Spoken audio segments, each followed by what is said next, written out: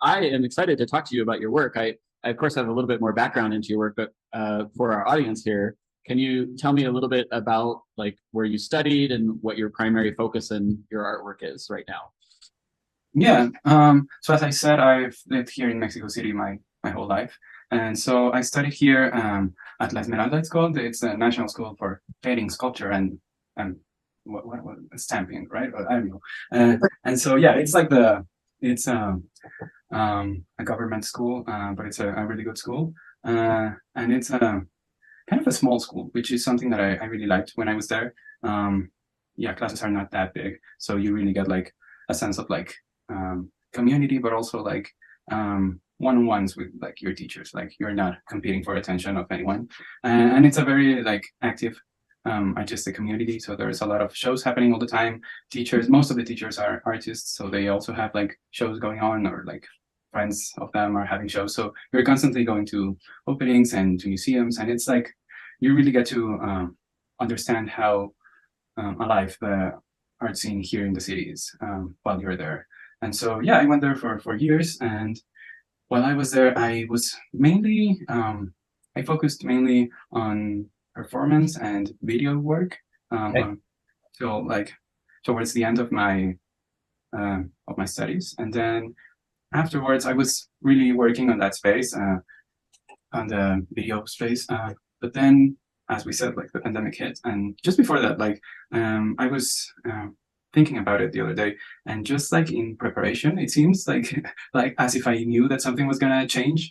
On the latter half of the 2019, I started painting again.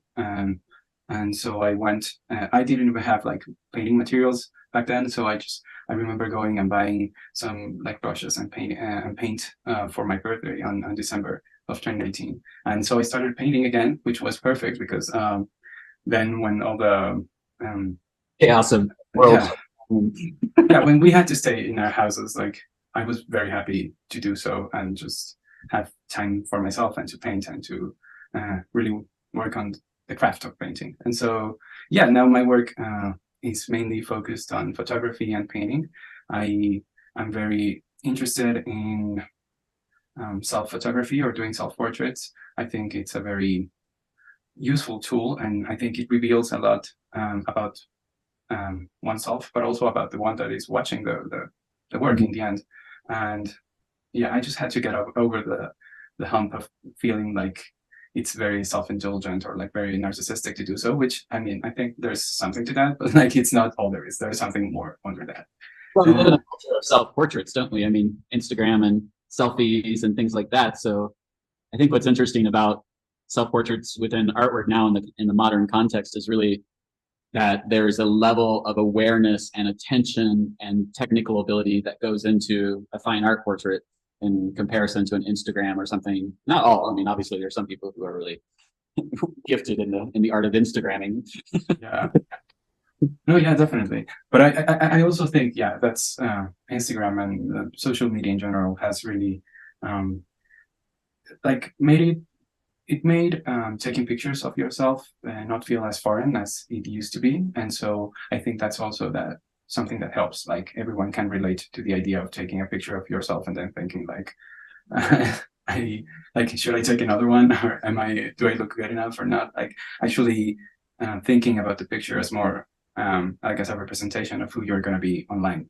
So it's Well, and quite you similar. mentioned that you studied performance arts as well, and I think what's really interesting about the way that you compose your photographs and your paintings as sub-portraits is it's almost like you have captured a moment within a performance itself.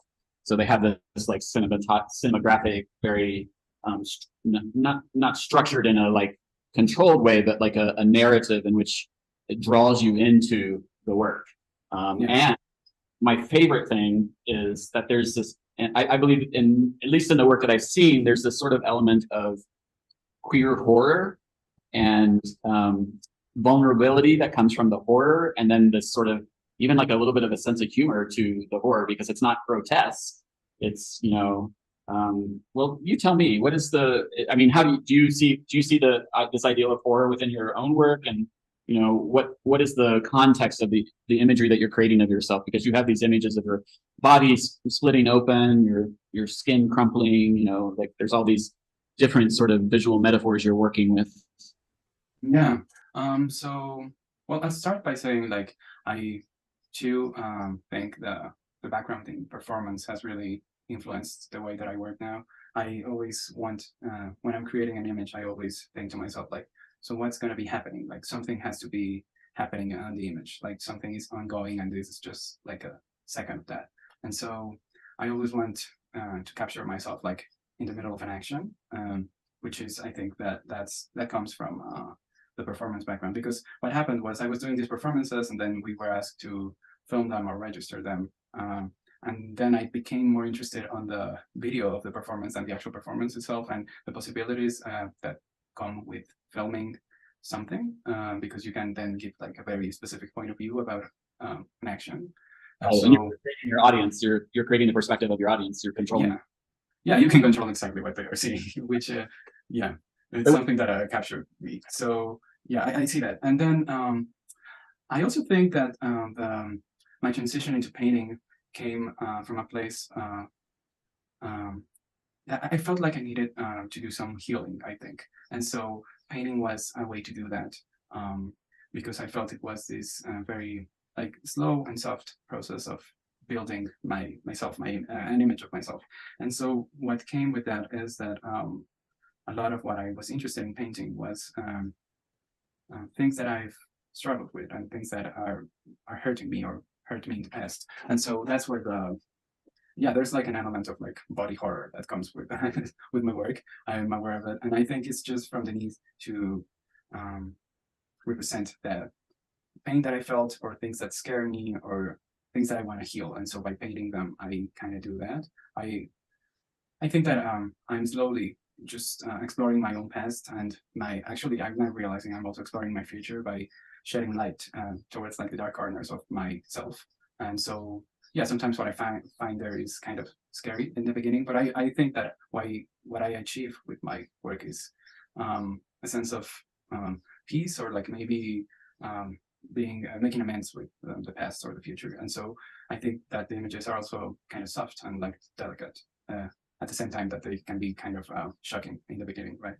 Right. Yeah. I mean, the way they're lit and the sort of the sense of body dysmorphia sort of idea within it, the way the body is presented, very fleshy and malleable, flexible in that as well. And then these dramatic poses, which are very, very much like that sort of still from performance artwork. Like you can imagine that these paintings came from the center of a performance. How long does it generally take you to work on a piece? Are you prolific, or do you work on several pieces at one time and keep coming back and forth? So well, it depends. Like I'm constantly now working on like ideas that I have. So like writing them down and thinking, how can I make this work, or how can I represent this idea into like an image? So that I'm constantly working on like many ideas that I have, but I like to work like one piece at a time and like finish it and then start the next one. Although that doesn't always happen. Sometimes I have to stop and start working on something else. But usually I want to work on one thing at a time. And yeah, I mean, it varies how long they take. Sometimes I feel like sometimes I enter like into a frenzy of like just inspiration, and I see the image and I want to take the photograph immediately, and so I start building like a set and taking the picture. And sometimes, and other times it's different. Like it's a slow process, and it's very I don't know. I take time to plan it and I do some tests. So yeah, it varies. But usually, yeah, what you were talking about, like the poses and everything, I've realized now that I usually don't feel happy with how a photo shoot went if I wasn't like in pain when I was doing it, because usually putting myself in those positions for like, I don't know, like an hour or two that it usually takes me to take the picture, like I always end up sore like the next day. So yeah. Well, that's I mean, the way you're describing the process of the work, and I know I've been surprised within the residency as well that like how rapidly your ideals come to fruition and complete, and a little bit jealous of that because I'm not really able to work in that way myself, but I get really jealous of that. But there's like this sense of like necessity within the speed of things, but also like the expression of things that I get from your paintings. Like there's this, you get the sense that everything is left on the surface, you know, like it just, there's nothing left. How do you recover from these? Do you, I'm like, are you like, you're like, oh, I finished the painting, I'm going to the beach for 3 weeks, or or are you like sitting in a cafe like martini? Yeah, well, that second one used to be me, but now I just I don't know. I feel like I I feel that necessity and that like actual need to show myself completely without holding anything back. Um, that's like the through line of queerness in my work. This idea of I've been hiding for so long that I'm not going to do that anymore, and I'm going to show myself completely, even if that is uncomfortable for some people. So yeah, usually by the time I get like a good picture that I can work on either on a painting or actually like digitally manipulating the image. When I see like a good photograph, I feel relieved and I'm like, okay, so this is going to work. And then like I can rest and I can like maybe take a day or two and then go back to it. But if I don't shoot something that I like, I'm still on that like with that tension of wanting to get the right picture. I'm constantly thinking, what is not working? What can I change? So yeah, sometimes I feel like by the time that I get to the easel or to the actual painting, everything is pretty much solved, and so it just feels like almost like a celebration of like, yeah, we got here, it's gonna happen, and we get a painting by the end of it. What were you saying at the beginning of the residency, that by the time you get to the canvas, a lot of your work is already resolved? But I also remember within the residency that you were able to present the work in process and pose questions, and then we could see the evolution of that within it too. So so not everything is, it's not so concrete that you're that you know, it's like an immediate like, there it is, you know. Yeah. No, I'm not like a printer. I just kind of like print what I want. There's always space for things to change, and also like, yeah, I mean, there's a difference between what you see on your head and what it's actually on the canvas. There's always like a translation there. So I'm always trying to pay attention to that and to see what things happen. I'm usually pretty much I resolve mainly like the composition and the lighting, but in terms of like color and texture, that's the things that I leave a lot of room for change on the actual painting. And yeah, I feel what I'm like responding to when I'm painting. I mean that's, I mean, I think that's the, you know, that flow within creating work is really kind of an addictive thing, you know, and everybody has their own process to get them to that state of flow. Some of it's could be organization, it could be cleaning, it could be, you know, I don't know, it could be, you know, lighting incense and rolling around on the floor. Everybody has a little way of kind of preparing to jump into things. So it's really interesting to hear a little bit of that backstory with the work. I know that the painting that you had been working on in the residency program, where your hand is like placed over your chest and the skin is moving, with that, can you talk a little bit about the context of that particular painting and what it was like for you to work on it within the residency, since you typically work solo? Yeah.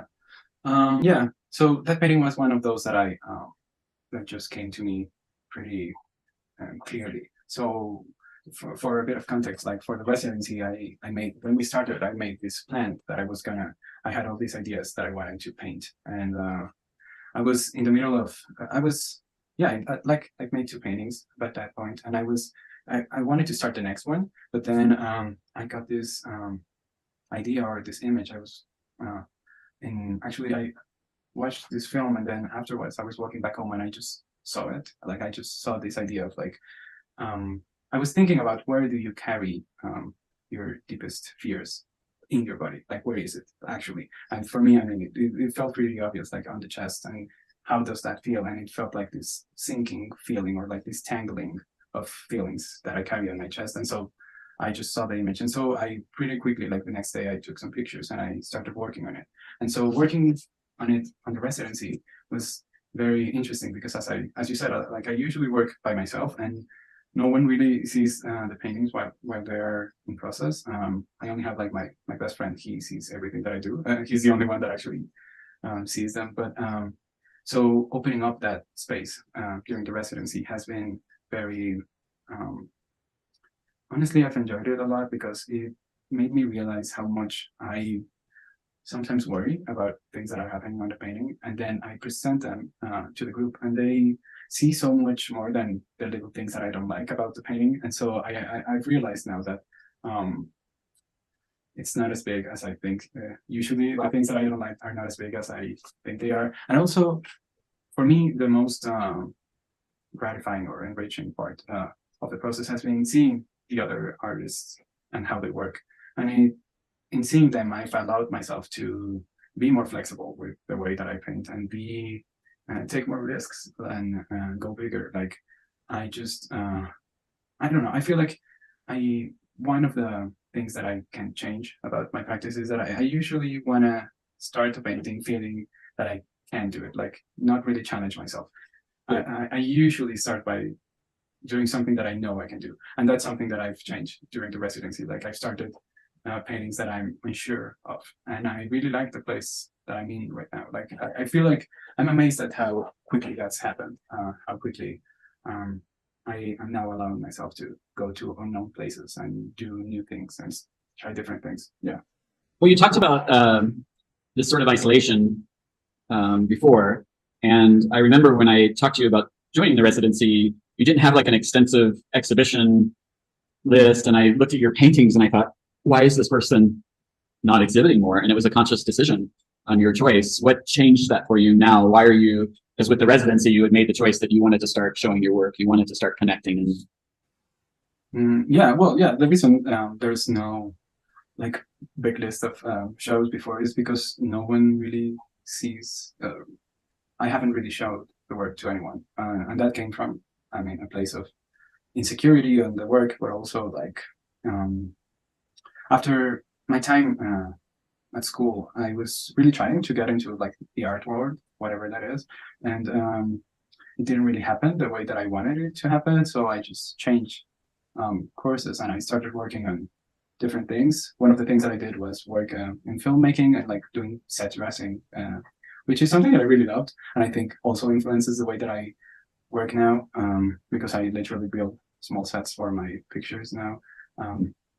So yeah, it was kind of like strange from the art world. I wasn't like, these paintings are for myself and I'm happy with it, and I don't need anyone to see them. But that slowly changed because as I get more and more comfortable with the work that I'm doing, I want to show it. I want to see what people think about it. And so I mean, this year I just Otherwise, you don't have a longer list of exhibitions because the work is so gorgeous. I mean, it's really quite dramatic and beautiful work, and I'm grateful to have the opportunity to collaborate with you through the residency, and I'm excited to show your work in Ventura, California on our next show for the Euro Queer Art Volume 4, which will open on June 1st.